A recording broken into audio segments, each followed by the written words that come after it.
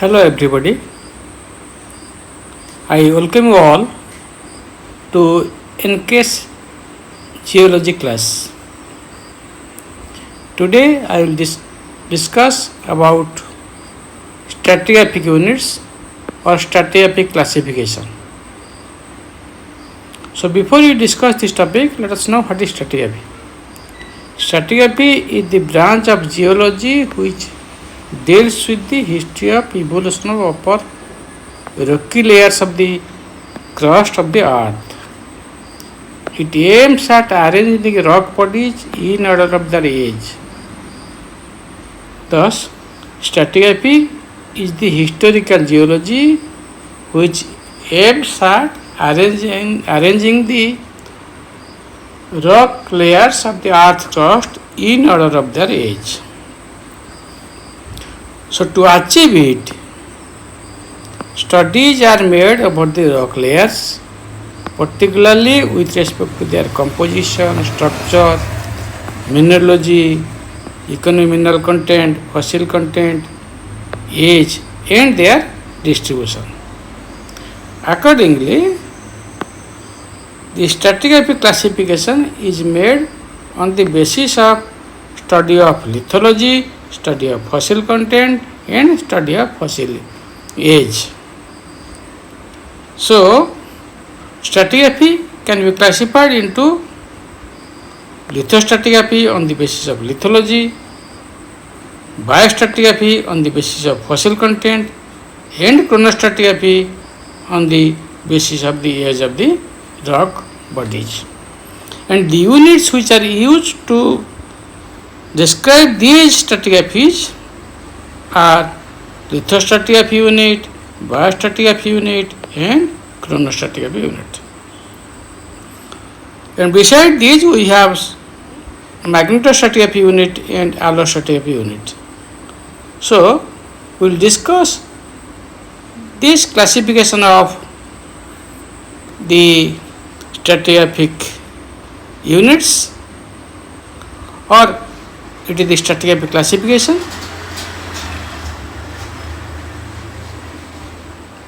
From lithostratigraphy unit to biostratigraphy unit and then to chronostratigraphy unit, which are the major units that are there in stratigraphic classification. So let us discuss lithostratigraphy unit.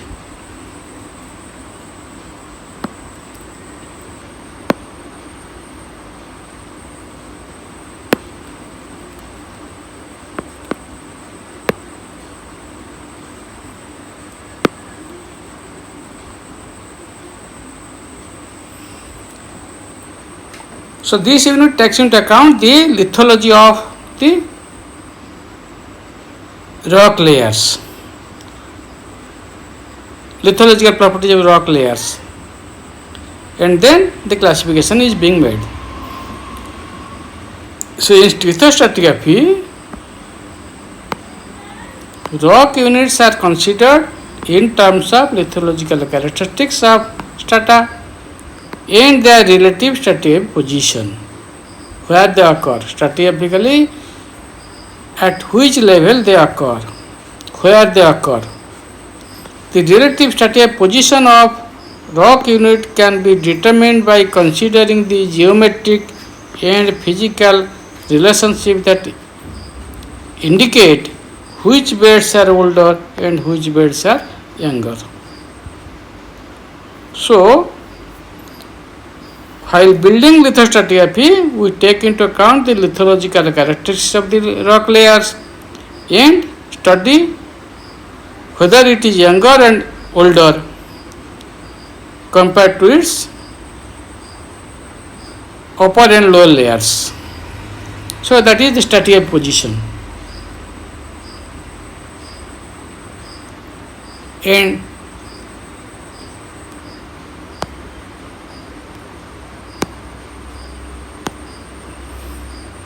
the lithostratigraphic units can be classified into hierarchical system that includes supergroup, group, formation, member and bed. These are from the largest unit to smallest unit of lithostratigraphy, and the basic unit is the formation. Formation is the basic unit of lithostratigraphy. And this classification of supergroup, group, formation, members, bed, they are made on the basis of the study of the order of superposition, presence of unconformity, cross-cutting relationship, included fragments. So these are some of the factors which are considered when the lithological characteristics of the rock layers are studied, and they are arranged in order of their age.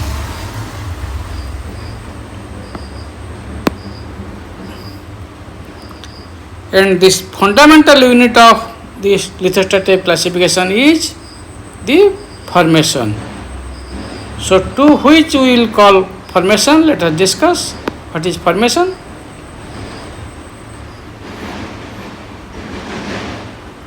The formation is identified on the basis of the following characteristics. This formation is not defined in terms of its age, determined either by radioactive dating or by fossil content, but by lithological properties. So, formation is described with respect to the lithological properties. It is found to be traceable laterally and must be mappable in 1:50,000 scale. This is important. It should be mappable in 1:50,000 scale. Its thickness is measured in terms of few meters to few hundreds of meters. It presents lithological homogeneity, that is with respect to mineralogy, texture, structure, fossil content, key beds. The homogeneity is there globally.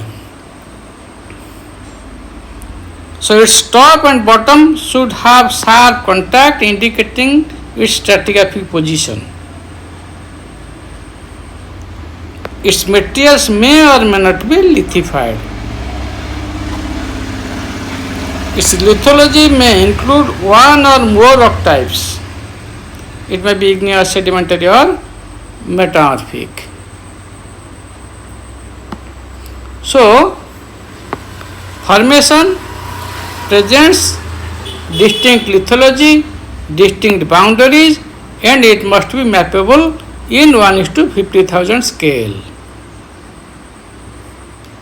Generally, it is found to be deposited in a particular environment. If the environment differs, the formation differs.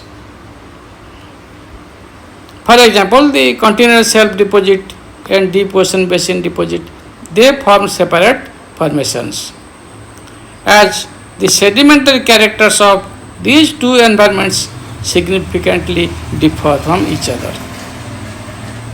The formation may be a diachronous unit. That means a deposit with same lithological character but formed in different geological time and locality. So, formation may be diachronous. That means age may be different with same lithological characteristics.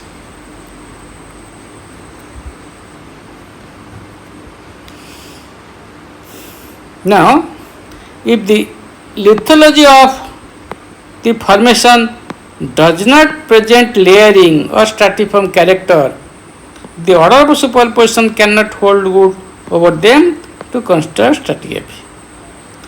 There, the term lithodem is being used to represent the rock bodies, such as igneous rocks, intrusive, metamorphic rocks, highly deformed rocks.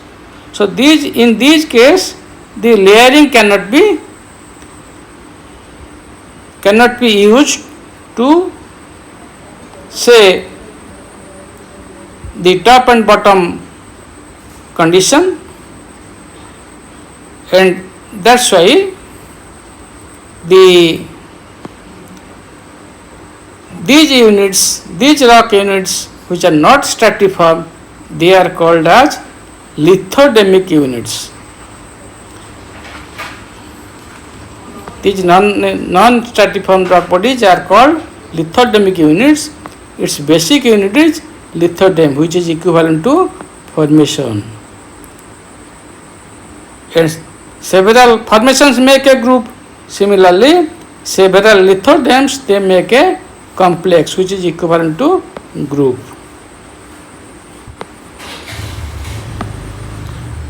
So, if there is association of lithoderms with sharing of lithological properties or similar grade of metamorphism, they form a suit. So, formation is distinct with respect to its lithology, mineralogy, mineral content, key beds, vertical extension, lateral extension, and its mappability in 1:50,000 scale, and its occurrence in a particular environment.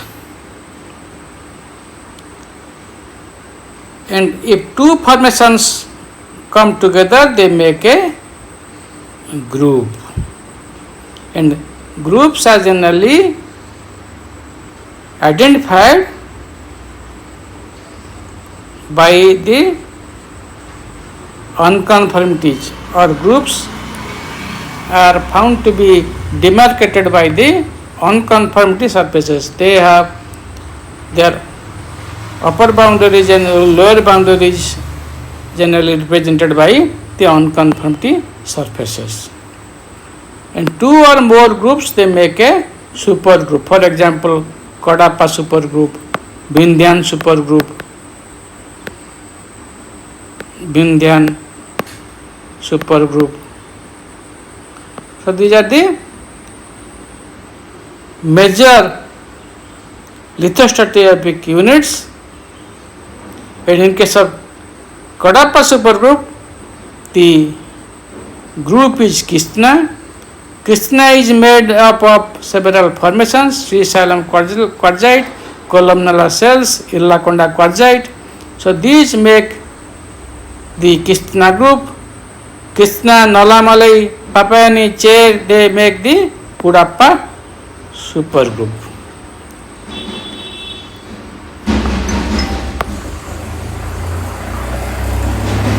The term member is the smaller rock unit of formation. It presents limited lateral extent and is consistently related to a particular formation, or rarely more than one formation. So members, they present limited lateral extent of a formation and are consistently related to a particular formation. It is also found that some parts of formations do not have member status because of this lateral extent, consistently related to a particular formation. That feature, if it is absent, in that case the member status is lost. So several members together constitute a formation, and member must have limited lateral extent and it must be consistently related to particular formation. Still smaller unit is the bed. These are the smallest units of lithostratigraphy. They are identified on the basis of their distinctive lithology or fossil content.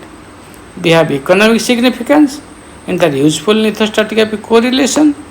They constitute the formal smaller stratigraphic units that are found to vary from their upper and lower beds by their distinctive lithology. So, beds, they possess distinctive lithology. They vary from their upper beds and lower beds because of their lithology, and they are found to be helpful in lithostratigraphic correlation, or to find out the equivalence of rock formations separated by wide distances or in different localities of the earth's surface. The rock units, based upon the lithology of character, they are correlated. Their equivalence is established. So, to achieve it, these beds, formations, the characters of formations, they are taken into account, while the equivalence is being established through stratigraphic correlation.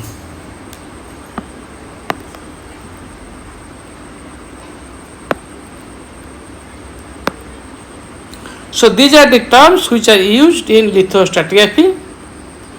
Now let us discuss biostratigraphy. So biostratigraphy takes into account the fossils. So it is a litho unit that is noted because of its fossil content.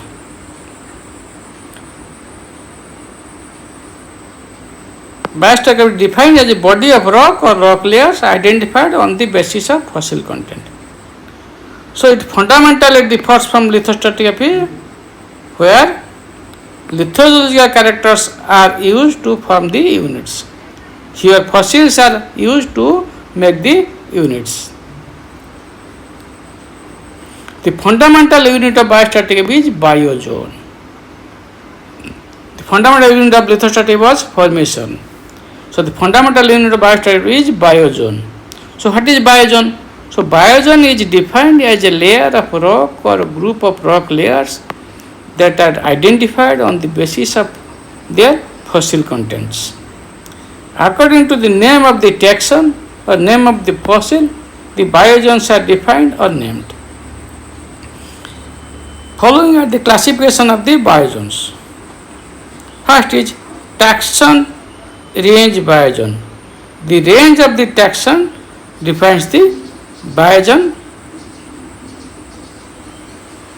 That means a fossil A appears at the base of a formation and ends at the top of the formation, or a rock layer is being identified by virtue of this taxon. So throughout this rock layer, this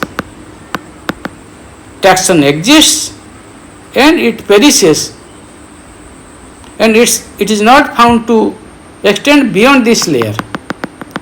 So this layer, rock layer, which is noted for this taxon, forms the taxon range biozone.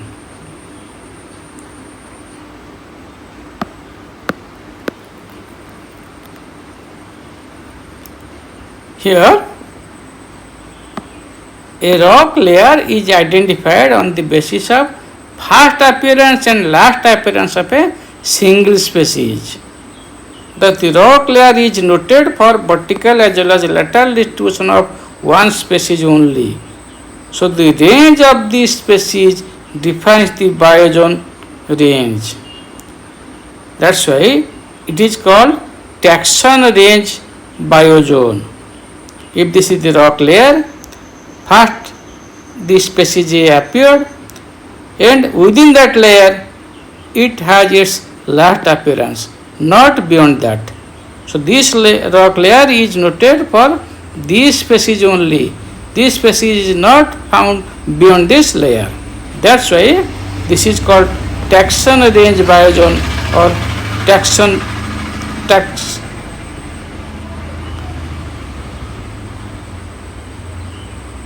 or simply range biozone. Range biozone or taxon range biozone.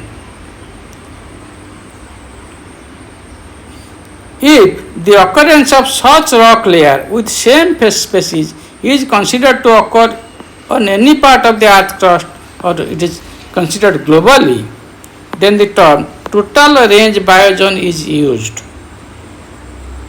Thus, the total range biozone shows maximum possible range of that particular species globally. So, in global scale, the total range biozone is used. Example, Olinellus range biozone. It is a trilobite. So, Olinellus range biozone.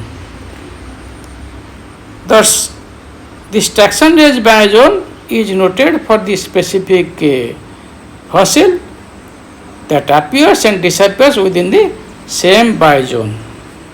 So, the range of the fossil or the age of vertical distribution of the fossil is defining the range of the biozone. If it is globally considered, then the term total range biozone is used.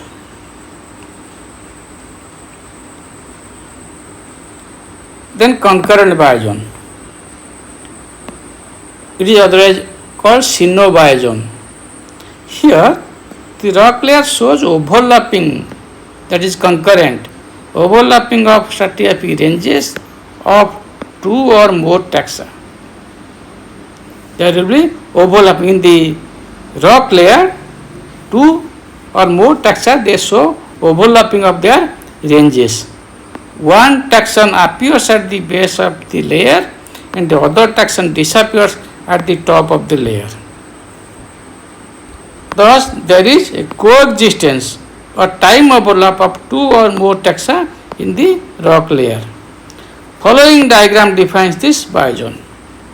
Let us say base of the layer is showing first appearance of fossil A, first appearance of A, and the top of the layer shows the last appearance of fossil B. So, at the top layer it is not found.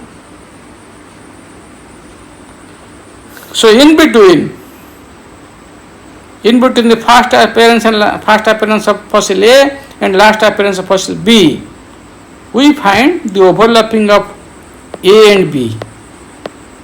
So, this part of the litho unit shows overlapping of A and B together, because when you talk about the last appearance of B, that means B is continuing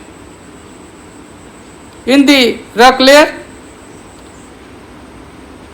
and A appeared first at the base of the rock layer, B was continuing from the bottom. So, A and B occurred together for certain time and finally B disappeared and A continued further. So, within the top and bottom of the rock layer in question, both A and B are found to occur together, their ranges are found to overlap. That's why this overlapping fossils, overlapping ranges of the fossils constitute the biozone, which is called as concurrent biozone. Concurrent biozone or synobiozone.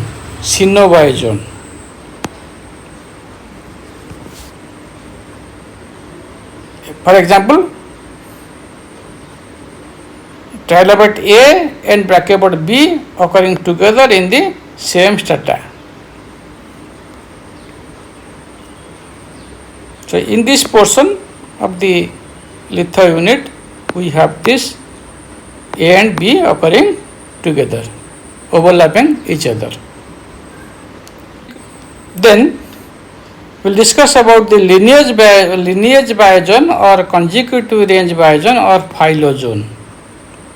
Here the rock layer shows a taxon that follows another taxon and is preceded by another taxon. So there are three taxa that are related to one another by phylogeny. So in case of lineage biozone or consecutive biozone or phylozone, we have minimum three taxa. They are related to each other through phylogeny. So taxon A is occurring at the bottom. Taxon B has been derived from A. So A and B occur together. Taxon C has been derived from B. So A, B, C occur together. So this is the rock layer that shows A, B and C, and A, B and C taxa are related to each other through their phyletic lineage or ancestry line, and that's why they form a lineage biozone or a consecutive range biozone. Similarly, there are other biozones such as Oppel biozone or Oppel zone. It is a kind of assemblage biozone. This biozone is named after Albert Oppel, a German geologist and the father of modern stratigraphy, who defined this biozone in 1856. Here, there occur a number of fossil assemblages with their overlapping ranges, and there is no specific species which define the range of this zone. So the fossils together they define the range. No specific fossil, no specific species will define the range of this zone. So all the species of this zone show a biostratigraphical order, that is, from older to younger they occur, and one of the species of this assemblage is found to be a index fossil, on the basis of whose name this biozone is named. So index fossil is there in addition to the other fossils forming the assemblages, and the assemblages together they define the range of the zone. Fossils are related to each other and occur from older to younger, and the important index fossil is there on the basis of which this biozone is being named. For example, Jurassic Ammonite Oppel zone. So this biozone is useful in precise correlation because of the presence of this index fossil. The composition of the fossil assemblages of this zone are found to show changes at their upper and lower boundaries. So together these fossil assemblages they constitute a zone, biozone, and they are noted for their index fossil.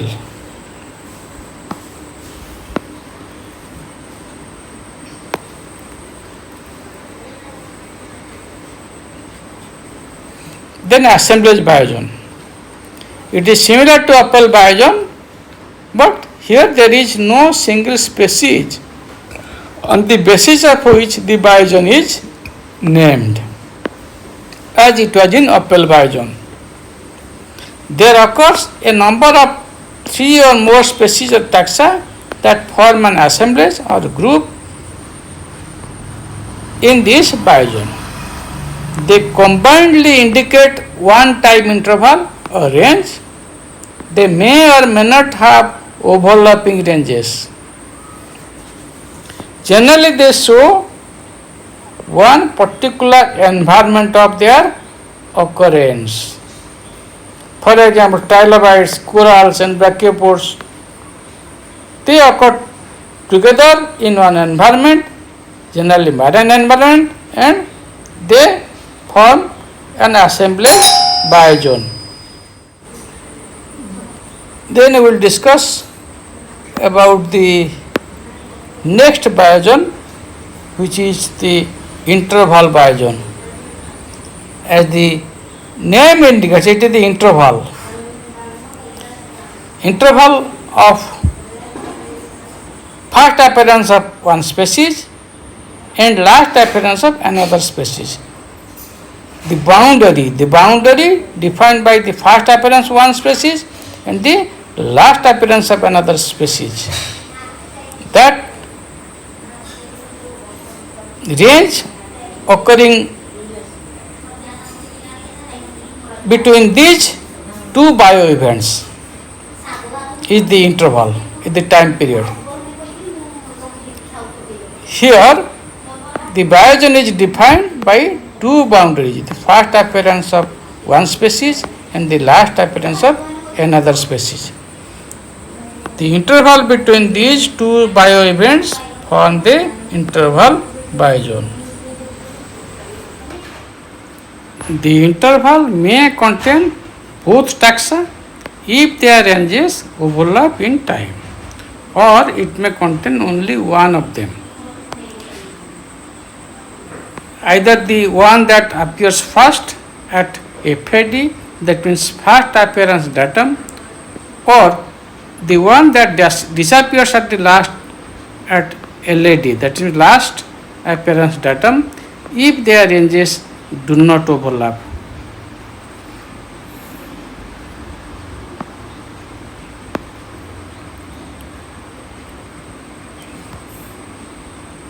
For example,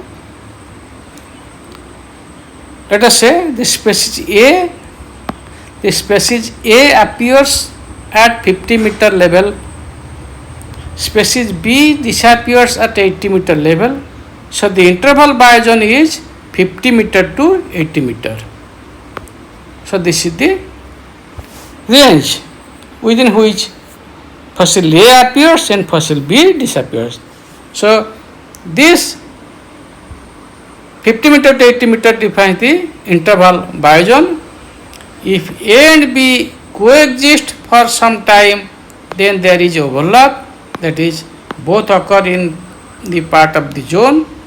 If A appears only after B disappears, there is no overlap, that is they do not coexist, but zone exists between their appearance and disappearance level, appearance level and disappearance level.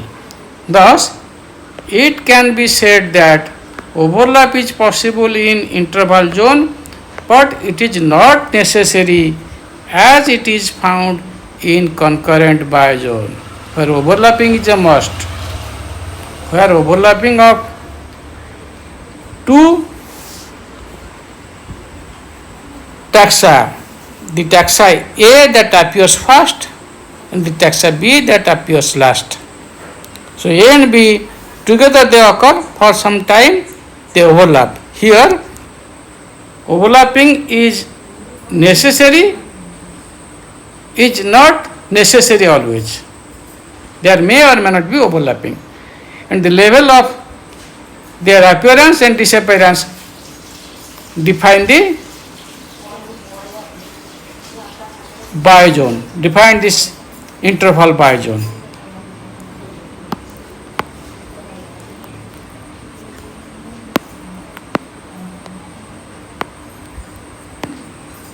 Then the next biozone is abundance biozone or Acme biozone. Here, this biozone is noted for the maximum occurrence of one particular species. This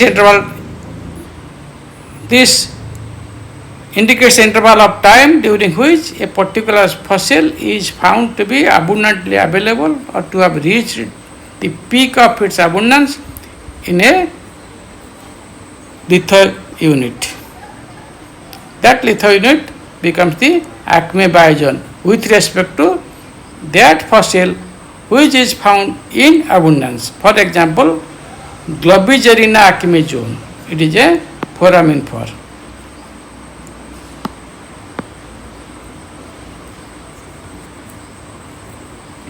So this is all about the biostratigraphic unit. Biozone is identified on the basis of the fossils, depending on the name of the fossils. depend of the type of fossils available in the biozone, the biozones are being named.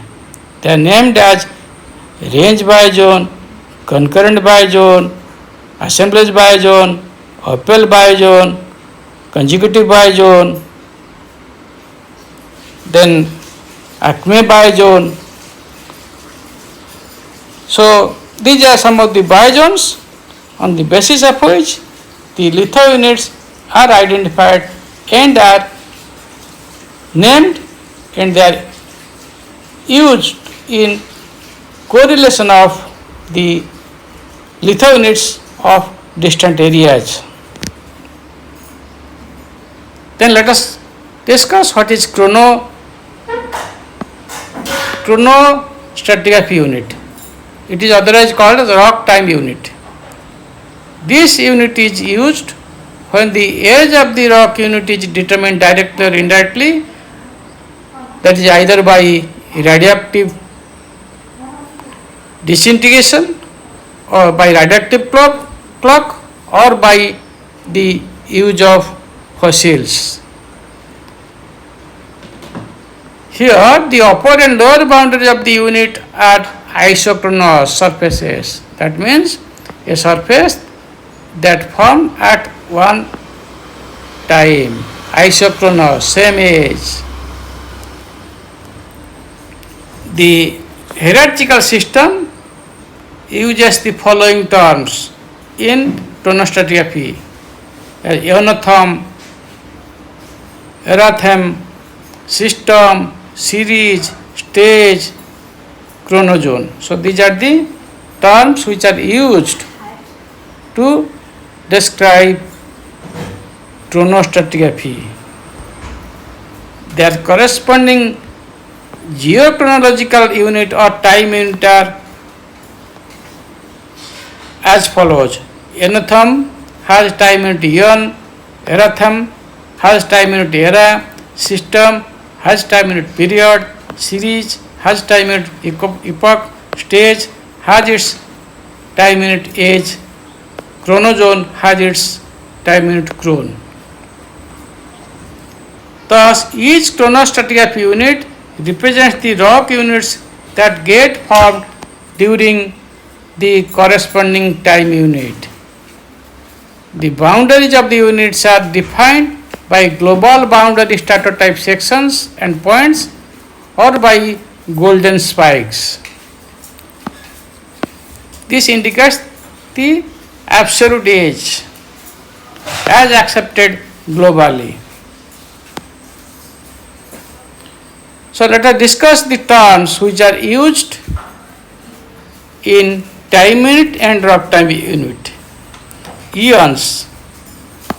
Eons are the time units. It represents the longest period of time within the history of the earth. For example, Phanerozoic eon, Archean eon, Proterozoic eon, Hadean eon. These units represent time ranging over more than 500 million years, or they are measured in terms of billions of years. The corresponding chronostratigraphic unit of eon is ionotham. Then let us discuss what is era. Several eras make one eon.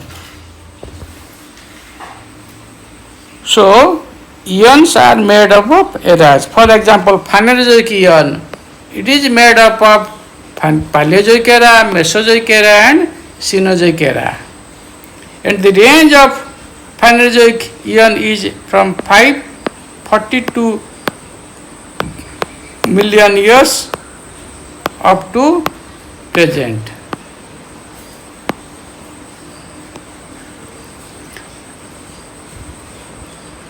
And the corresponding unit of rock time unit of era is erathem.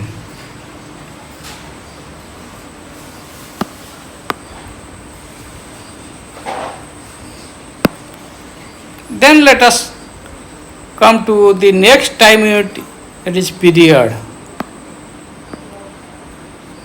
It is the basic unit of time unit, period.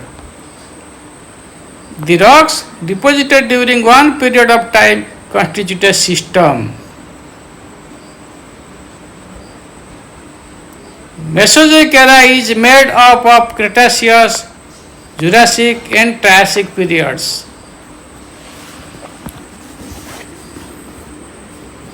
So, periods make the era, and their corresponding systems or time rock units are Jurassic system, Cretaceous system, Triassic system. Then the next time it is epoch. It is the major division of a period. Here some distinct names are found to be used, or early, middle and late terms are being used to describe the division of a period. For example, if you take into account the epochs of the Silurian period, 3-4 different distinct terms are being used, such as Llandovery, Wenlock, Woodlow, Predolli. These are the epochs of Silurian period. In others, the term early, middle and late are used as prefix before the names of the period to define the epoch. For example, early Cretaceous period, late Cretaceous period, they indicate the time, early time, late time. So the prefix early, middle, late, they are used to indicate the time interval.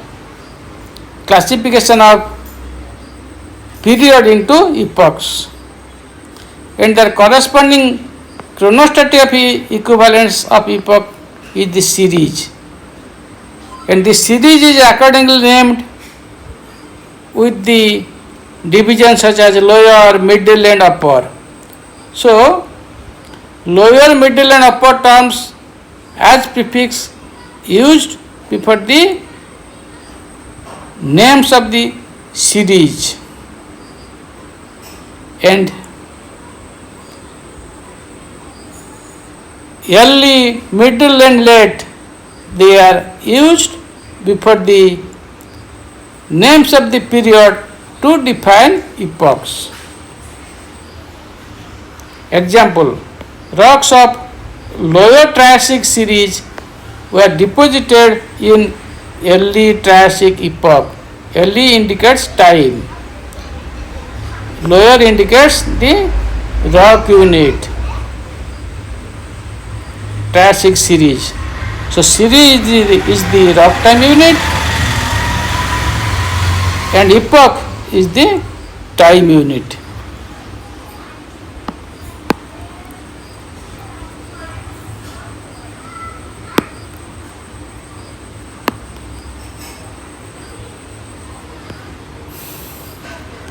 Logically, a body of rock cannot be early, nor can a period of time can be considered lower.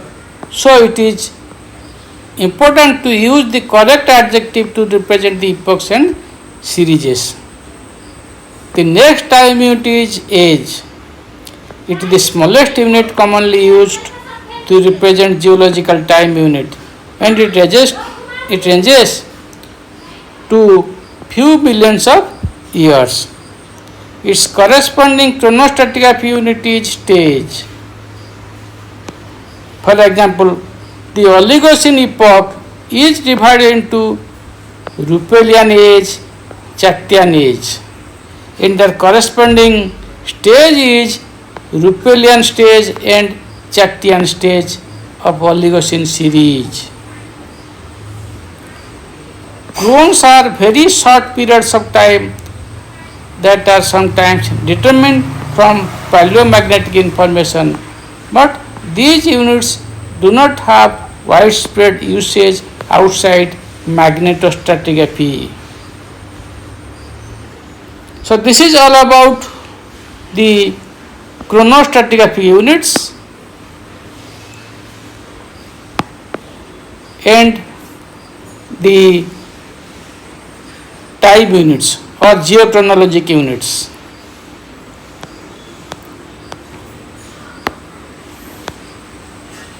Then next is magnetostratigraphy unit. Here the magnetic properties of the rock layers are taken into account.